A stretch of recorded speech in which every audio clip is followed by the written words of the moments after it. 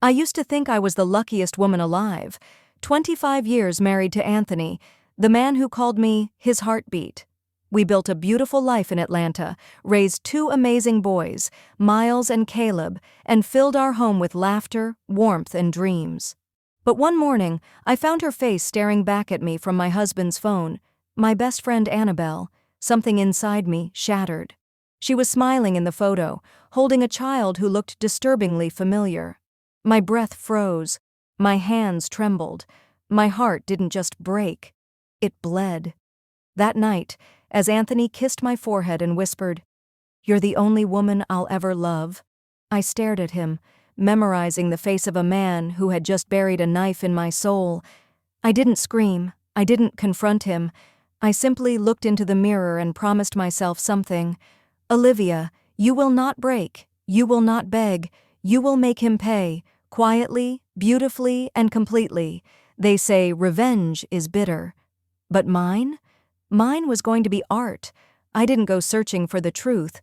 It found me. One afternoon in Chicago, while Anthony was supposedly in a board meeting in Houston, I was searching for my old shares document when an unfamiliar envelope fell from an abandoned suitcase up the wardrobe.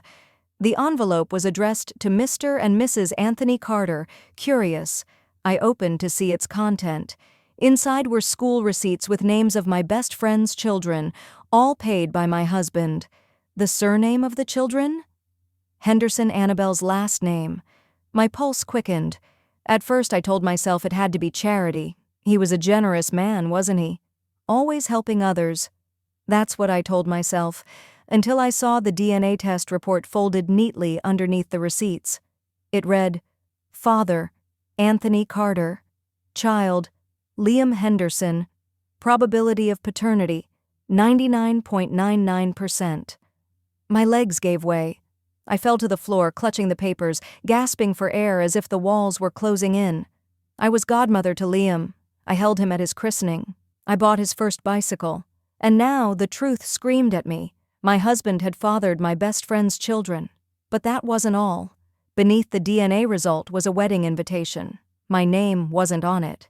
His was. You are cordially invited to the wedding of Anthony Carter and Annabelle Henderson. Venue, Malibu, California. My husband was marrying my best friend, and he thought I wouldn't find out. When Anthony returned from his business trip, I greeted him with a smile so gentle it almost scared me. He kissed my cheek, dropped his suitcase, and said, "I missed you, Liv." I smiled back. I missed you too. Inside, my soul was screaming, but I'd already decided. No more tears. From that moment, every word, every touch, every smile became part of my disguise. I cooked his favorite meal that night, rosemary chicken and mashed potatoes.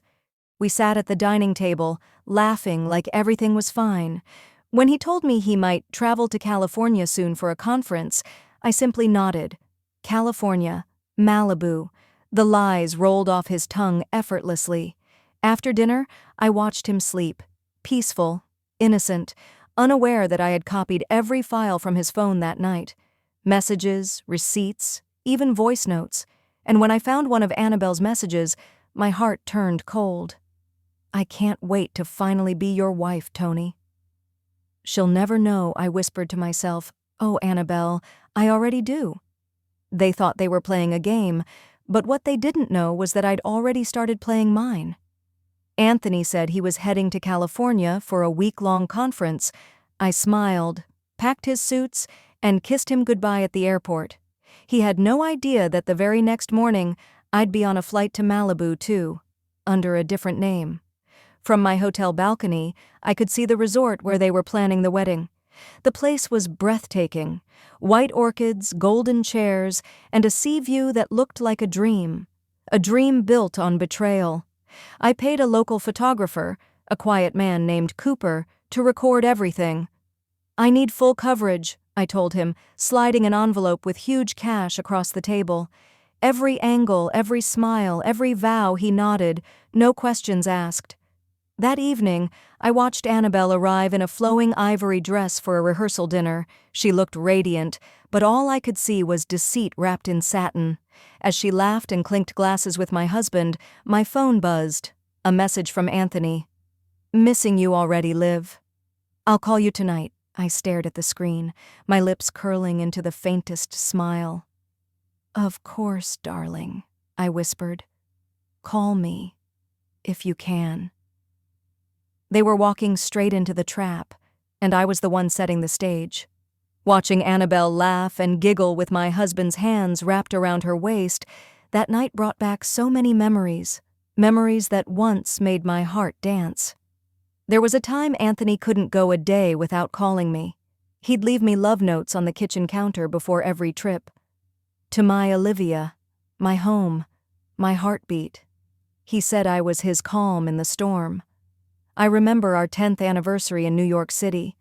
He'd rented a rooftop garden, lit with hundreds of fairy lights.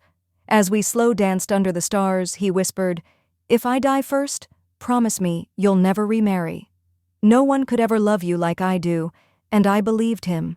We built our lives like a fortress of love. 2 boys, endless laughter, shared dreams. Even when he traveled for weeks, he always found a way to make me feel loved. Late-night calls, surprise gifts, random flowers sent to my office in Atlanta. So, as I stood there in Malibu, watching him smile at Annabelle, the same smile he once reserved for me, my chest tightened. Maybe that's the cruelest part of betrayal. It hides behind the face that once promised to protect you. Annabelle and I grew up across the street from each other in Savannah, Georgia. She was the shy, barefoot girl who loved to draw on the pavement with chalk, while I was the chatterbox with too many dolls and not enough secrets. From the moment we met, we were inseparable. She didn't have much. Her father worked night shifts, and her mother sold pies at the local market. My parents adored her. They said she had a good heart. When she couldn't afford tuition, I begged my father to pay her school fees. "She's my best friend, Daddy," I said. "Please." He did. Every year. We went to college together, shared clothes, dreams, and heartbreaks. I was there when she failed her first exam. She was there when I met Anthony. She called him the lucky one. Years after I married Anthony, Annabelle's still single, unlucky with her relationships, or so I thought. She told me she was going on vacation to Florida. A short trip, she said. When she came back, she looked nervous but happy. "I met someone, Liv," she said, her voice trembling. "It's serious." A few months later, she was pregnant. I cried tears of joy. She told me they married quietly because it was all so sudden. I didn't question it.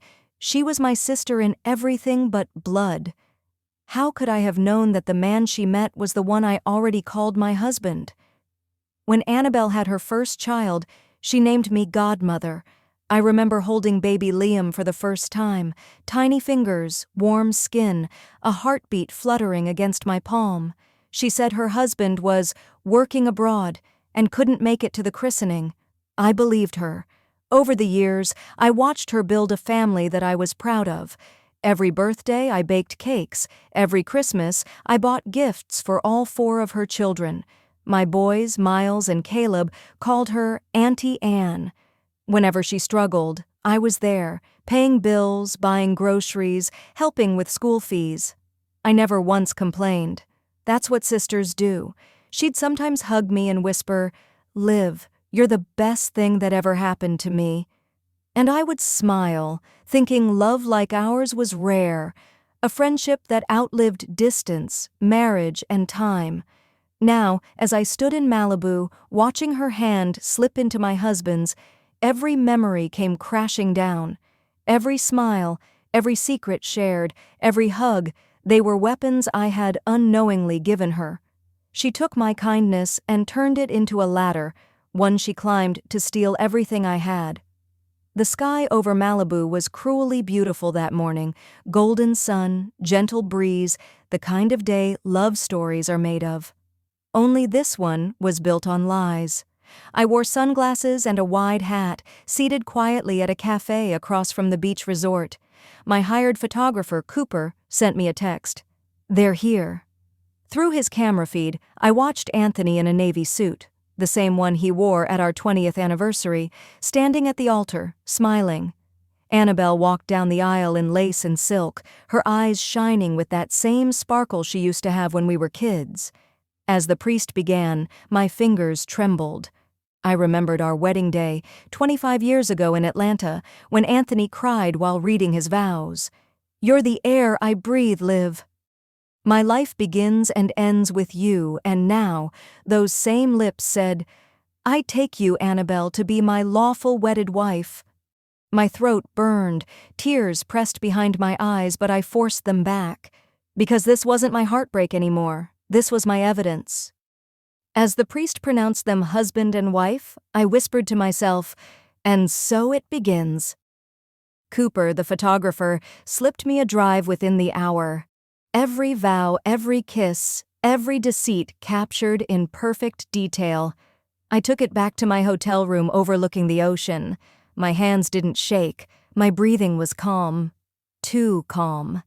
Then I picked up my bag and immediately took the next flight back home. I created a fake social media account and uploaded the video online. In splits of seconds, the video went viral, seen by not one person, not two, but everyone. Anthony's political campaign group, his family, our mutual friends, the church, even the local news outlets in Atlanta.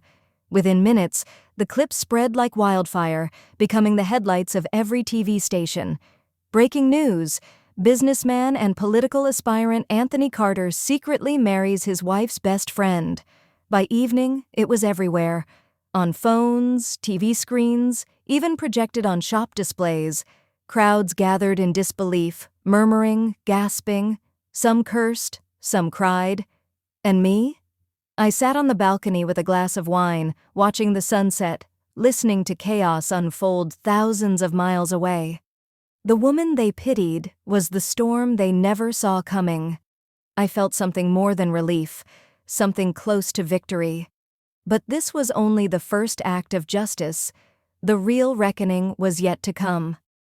That night, I heard a knock at the door. When I opened it, there he was, Anthony. He had cut short his supposed week-long conference and showed up following the disaster trending. But he seemed different, not the Anthony I once loved. His countenance seemed smaller, full of shame, guilt, no confidence. His eyes were sunken. He walked in without his suitcase, looking homeless and hopeless with his spirit broken.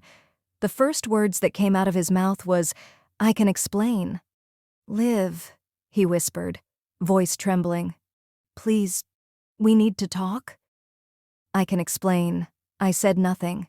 Just stepped aside and watched him enter the house, staring at him like he was a ghost. He walked through the living room like a ghost, haunting his past.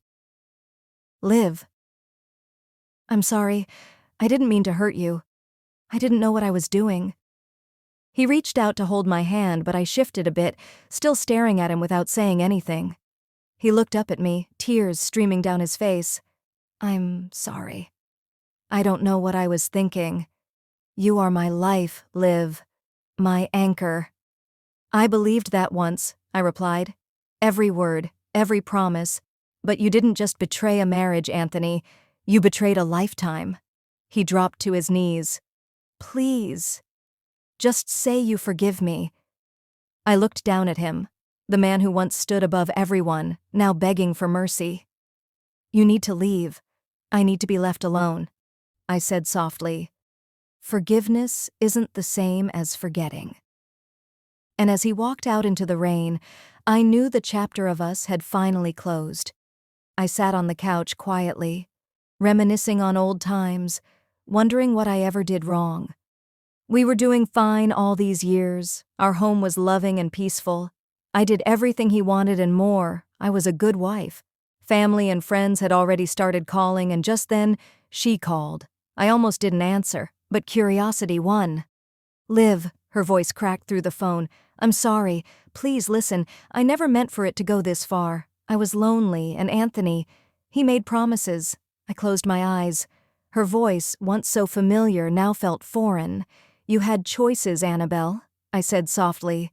"I gave you everything, love, loyalty, family, and you repaid me with betrayal, She sobbed quietly.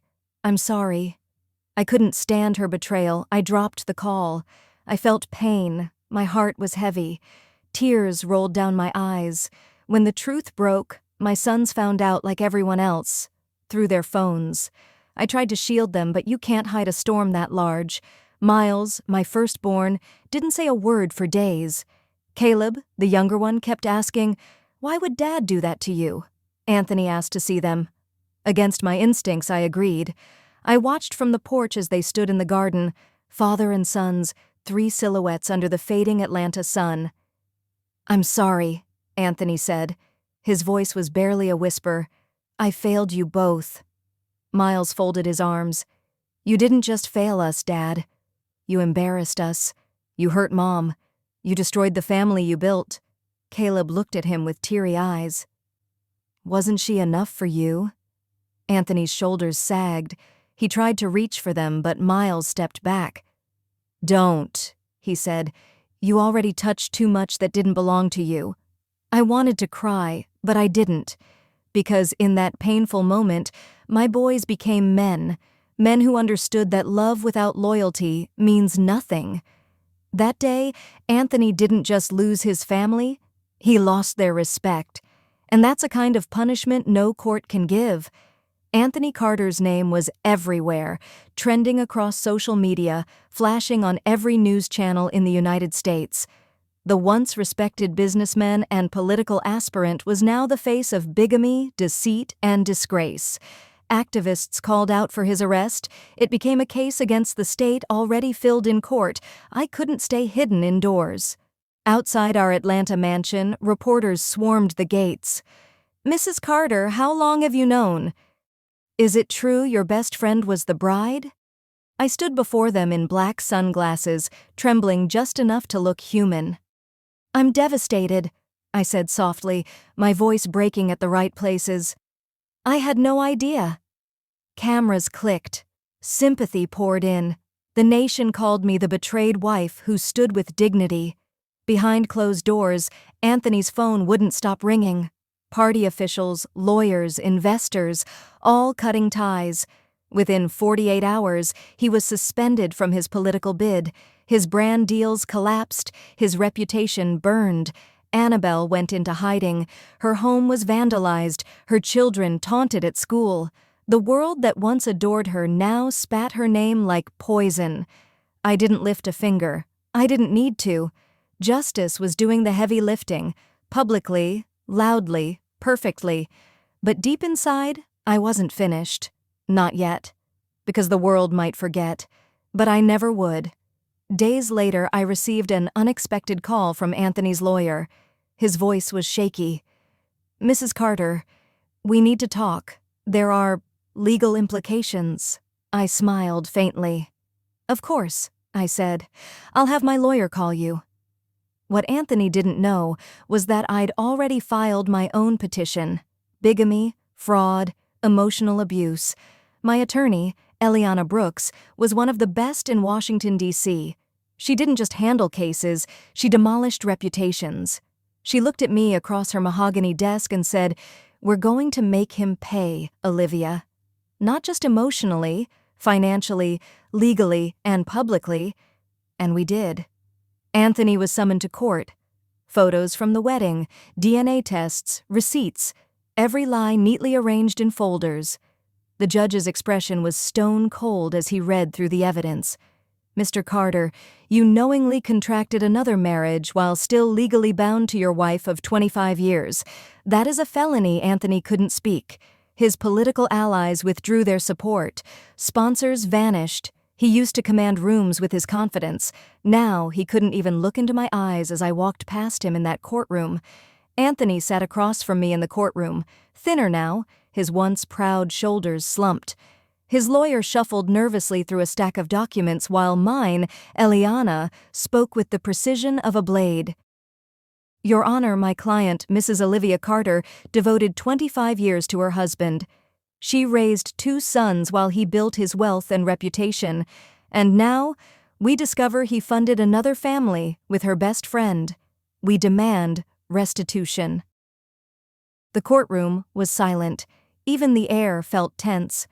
The judge cleared his throat and began to read the ruling. Mr. Carter, you will forfeit 80% of your assets, including all properties in Atlanta, New York, and Chicago, to your legal wife. You will also maintain full college sponsorship for your sons. Miles and Caleb Anthony's jaw tightened. His hands trembled as he realized what was happening, the empire he built, the legacy he bragged about, slipping through his fingers. Annabelle, seated in the back, looked pale and terrified. She had traded friendship for fortune and lost both. As the judge spoke, I didn't smile. Justice doesn't always look like joy. Sometimes it looks like quiet satisfaction. That day, I didn't just win a case. I reclaimed my life. The house felt different when I walked back in. For 25 years, that Atlanta mansion had been filled with laughter, footsteps, and Anthony's deep voice echoing through the halls. Now it was silent. Painfully, beautifully silent. I stood at the entrance for a long moment, staring at the staircase where Miles took his first steps. The kitchen where I once burned dinner and he kissed my forehead, laughing. The garden where we renewed our vows under fairy lights. All ghosts now. On the grand piano, I found one of his cufflinks, gold engraved with our initials, A and O.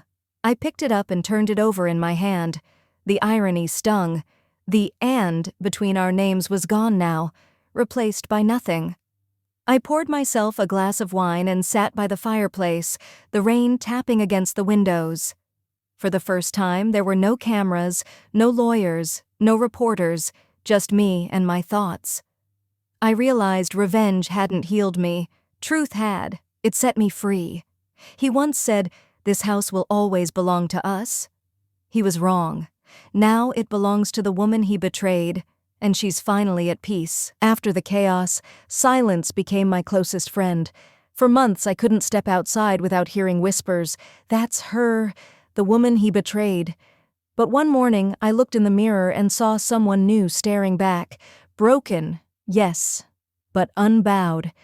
I packed a suitcase and flew to Seattle, a city I'd always dreamed of visiting. I rented a small Airbnb overlooking the bay. The air smelled of rain and coffee. It felt like freedom. Each morning, I walked along the pier, watching ferries glide through the mist. I wrote letters to myself, reminders that I was still alive, still worthy, still Olivia. At night, I'd sip wine on the balcony, replaying my past not as pain, but as lessons. I stopped asking, "Why me?" and began whispering, "Thank you, God, for revealing the truth." Back home, I started volunteering, counseling women who'd suffered betrayal. They saw me as strong, but they didn't know that helping them was what healed me. I wasn't the same woman Anthony broke. I was reborn from the ashes he left behind. Back in Washington, D.C., Anthony's life remained a headline. Every news station carried the story. Prominent businessmen and political hopeful caught in bigamy scandal. The viral footage from the wedding remained online. Anthony had hired tech experts to erase it from the internet, but the people still had backup. Clips played on social media with commentators analyzing every second. The internet didn't forget. The same people who once called him a man of integrity now called him a fraud. Investors withdrew. Party members distanced themselves. His political dreams turned to dust overnight. Annabelle, once his secret escape, became his nightmare. She couldn't handle the public shame, the constant reporters, the neighbors whispering, the online mockery. Their once perfect home turned into a battlefield. One evening, during an argument caught on camera, Annabelle screamed, "You promised me a better life, Anthony. Not this humiliation." That clip spread just like the wedding video, another blow to his already ruined image. I didn't need to lift a finger. The world did the work for me. His lawyers called mine, desperate for a settlement, but I wasn't in a hurry, because sometimes the sweetest revenge is watching silence destroy the one who once thought you couldn't live without him. Annabelle once walked with the confidence of a woman who had it all. But after the scandal, she couldn't even walk down the street without being pointed at. Parents pulled their children away when she passed. Her boutique in Charlotte, North Carolina, emptied overnight. Customers canceled appointments. Her staff resigned. Her children, my godchildren, now carried a shame they didn't deserve. At school, classmates whispered, "That's the woman who stole someone's husband." I saw her once at a grocery store. She looked thinner, her hair messy, eyes hollow. When she noticed me, she froze. For a brief second, I saw the girl I once helped. Lost and broken. She tried to speak, her lips trembling. "Olivia, I didn't mean for it to go this far." I looked at her, calm and composed. "But you did mean for it to begin, didn't you?" Her eyes filled with tears, but I turned away. Not out of hate, but because forgiveness had to wait until justice was done. Annabelle was crumbling under the weight of her own choices, and that's when I realized, sometimes, the people who betray you don't need enemies. Their guilt becomes their executioner. Months after the scandal, I had two options: hide or rise. I chose the latter. The media that once pitied me now sought me out for interviews. Not as a victim, but as a voice of strength. I appeared on talk shows in New York, sharing my story of betrayal and resilience, but I never spoke with bitterness. I spoke with purpose. Women from all over the country wrote to me, "You gave me courage to walk away." Soon I founded the Olivia Foundation, a non-profit helping women rebuild their lives after marital deceit and emotional abuse. The same world that once watched my pain now applauded my rise. Back in Atlanta, I renovated the family house, not to erase memories, but to reclaim them. The kitchen where he once kissed me now hosted women's breakfast meetings. The garden where he proposed became a space for healing workshops. They thought they destroyed me, but in truth, they built me into something far stronger than love or revenge. And while they hid from the world, I was on magazine covers, smiling. For the first time in years, I wasn't Mrs. Anthony. I was simply Olivia. It was a cold evening in Boston, where I had been invited to speak at a women's empowerment gala. After my speech, I returned to my hotel suite, exhausted but fulfilled. Then came the knock. When I opened the door, my breath caught. Anthony. He looked nothing like the man I once loved. His once polished suit was wrinkled, his hair streaked with gray, his eyes red from sleepless nights. "Olivia," he whispered. "Please, I just needed to see you." He stepped closer, trembling. "I lost everything. The contracts, the house, Annabelle. She's gone. She left with the kids. I'm alone. I know I don't deserve it, but please, forgive me." For a moment, I saw the man who once held me under the stars, promising forever. But then, I remembered. He'd already broken forever. I turned away, my voice calm but firm. "Forgiveness doesn't mean reconciliation, Anthony. It means I no longer allow you to hurt me, even in memory." Tears streamed down his face. He fell to his knees. "Please live. I can't live like this, neither could I. And that's why I chose to live better." A week after Anthony came to see me, I sat by the window of my Atlanta home, pen in hand, staring at a blank sheet of paper. I hadn't written to him in years, but this time it wasn't out of love or pain, it was for peace. I began, "Anthony, there was a time I thought my world revolved around you. I believed in every word, every promise, every dream we built. But life has a strange way of showing us that sometimes endings are the beginning of who we truly are. You broke me, but you also taught me. You taught me that strength doesn't come from being loved, it comes from surviving without it. I forgive you, not because you deserve it, but because I deserve peace. I hope one day you learn to face yourself without shame. Take care, Olivia." When I finished, I sealed the envelope and didn't mail it. I placed it in my drawer, a symbol, not a message. That night I slept peacefully for the first time in years, because closure isn't always about confrontation. Sometimes it's about finally letting go and moving forward without looking back. It was a quiet Sunday morning in Chicago, where I had gone for a foundation seminar. My phone buzzed with an unknown number. I hesitated before answering. "Hello?" The voice was shaky, familiar. Olivia? It's me, Annabelle. For a moment, I couldn't speak. My pulse raced, my throat tightened. What do you want, Annabelle? I asked, my tone flat. There was silence, then a faint sob. I needed to tell you the truth before it killed me. I didn't plan to hurt you. It started as a mistake. One I kept feeding with lies. Anthony promised to leave you. He said he'd make it right. But he never did. I listened quietly as she confessed years of deceit, how guilt haunted her every night, how her children now resented her, and how Anthony's downfall shattered everything she'd built on fantasy. Olivia, she whispered through tears, you were the sister I never had. You saved my life, and I destroyed yours. I'm sorry. Her words pierced through me, not like knives, but like rain on scorched earth. I forgive you, Annabelle, I said quietly, but forgiveness doesn't erase consequences. We both have to live with what we created. When I hung up, I felt no anger, just peace. Because for the first time, she finally carried the weight that once crushed me. It happened unexpectedly. A call from my lawyer in Los Angeles. Olivia, she said, you might want to sit down for this. I did. She continued, we've received a court update regarding Anthony's assets. It appears he had several offshore accounts, all linked under false declarations. The bigamy scandal reopened his financial records. Legally, because you're still his only recognized wife, most of those assets revert to you. I froze. You mean? Yes, he said. You now own over 80% of his estate. Silence filled the room.